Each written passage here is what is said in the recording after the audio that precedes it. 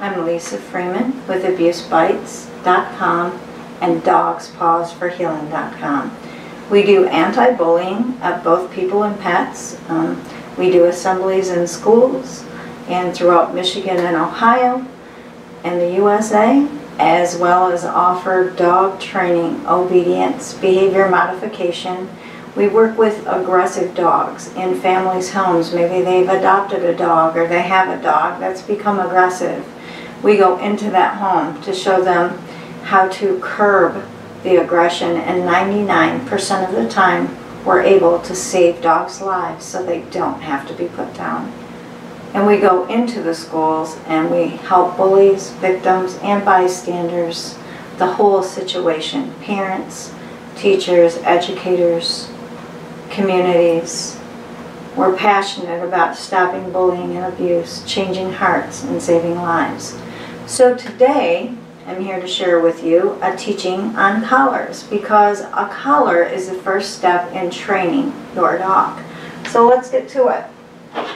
Right here we have the normal buckle collar that puppies and dogs first come on when we see them or get them. These are great if you're going to tie your dog out, or if you have a trained dog. They have the little thing here that you clasp your leash to, or your chain. But they are not a good training device. So let's talk about other things. We have a harness here. This is just a regular harness. So this also is not a good training device. It has a clasp release, and you can put that on your dog. But what I see mostly owners who have this regular harness is that dogs are literally pulling them everywhere they go. So these don't work for training either, and they're not very comfortable. But we do have a harness that is a training device. This is called our no-pull harness. The mesh padding here is what goes on the chest. This would slip over the dog's head, this front part. The mesh padding would go over its chest, and this real comfort strip, actually they would step their legs into, and it actually gives them a correction on the sides as they pull. Once you have tightened this right here either loosens or tightens. That's how you get it on and off. And you would tighten it and put your lead here, and as the dog pulled, they would get the tension on their midsection to show them not to pull. This again isn't for dogs who are just learning. Maybe they've had a little bit of basic obedience. These are for dogs that are in more advanced training. This here is called a gentle leader.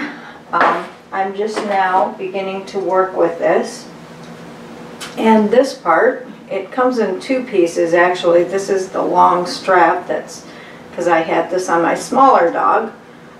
You adjust this to fit their neck, and you want it high up on their neck and in the back, high up above their ears on the highest part of their head, and as tight as you can get it.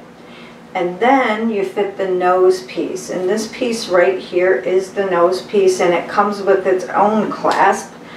And you want this up on the dog's nose, put it high at first, and then you want to clasp this just enough so it comes just to the tip of your dog's nose, so it can't get it off, but it comes to that starting of skin on your dog's nose. There is a training video that does come with this, and this says that it's for aggressive pullers and to modify behavior for barking and jumping and different things. I haven't found this to work that well yet, so this is not one of my top collars that I would recommend. Here is the choke chain, and we've been using these collars for years. It's just a simple little chain. You measure your dog's neck and then get the appropriate size. This is more like a puppy or a small dog, like a Yorkie or whatever. And there's a certain way that you put these on. Your dog is facing you, and you make sure the choke chain is in the shape of a letter P. And that way, then when you pull to make the correction, make sure you make a correction on your left side, they're on your left, you're making a correction this way, so when you correct, it goes up, but then when you're loose, it relaxes. Whereas, if this was on this way, it would make a correction, but it wouldn't loosen up. See the difference? So it's got to be on this side. All right. So a lot of vets are giving this, or some vets are giving this some slack now because it is causing trach problems, they say, in dogs, because it does choke them. And so that can be true, but we've been using this for years, and we will probably continue to use it at times when needed. Dogs are different, just like people are different, and children are different and need different types of corrective devices that work for them. I have used choke collars for lots of dogs, and they've been trained without trach problems. Here is another form of corrective collar and training that you can use, and this again isn't for dogs who haven't had any obedience skills. This is the martingale, excuse me.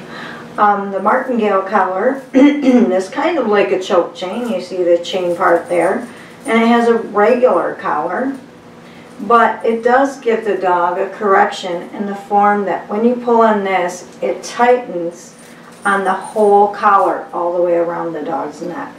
So this is for dogs who have had basic training and will feel that and be able to let up on that. This is my favorite collar by all, and this is the prong collar, or some people call it the pinch collar, because it does give dogs a pinching mechanism like they would get in the wild from other dogs. So it corrects them in the way their own natural instinct would correct them if they lived out in the wild. And I like the kind with the pinch release and the chain. I don't like the part or the ones that you have to take apart to put on the dog's neck, or that people slip over their heads. So you just simply slip it through there, and then you pinch it together. And if you make a side correction on dogs, this does not hurt them. However, don't pull up like that, because that can hurt them. So it has to be fitted properly. You put about a hand space in between the collar and the dog. Any more than that is too big. And these are my favorite. These have been known to train dogs very quickly. I went into a home where a lady had pulled 2 vertebrae in her back trying to walk her hyper lab, who was very excitable and knocked my water bottle out of my hand and ran it through the house, took one of my shoes, all within a couple seconds time, and just ran through the house crazily. 2 minutes after we had this prong collar on, that dog was a different dog, sitting, downing, obedient, not running through the house, not being a holy terror. And now her mom can walk her 45 minutes a day. That's a good report. So these collars help dogs to be obedient. And they are my favorite training device. Shock collars, I don't really like to give dogs pain or inflict pain. However, in the right instances, this might be good. There's bark collars and shock collars of all different shapes and sizes, but this is not my way of training typically. And I work with aggressive dogs all over Michigan, and we find that the prong collar and sometimes a muzzle together works just great. If you have any questions, please email me at lisafree@dogspawsforhealing.com. Thank you, and have a great day.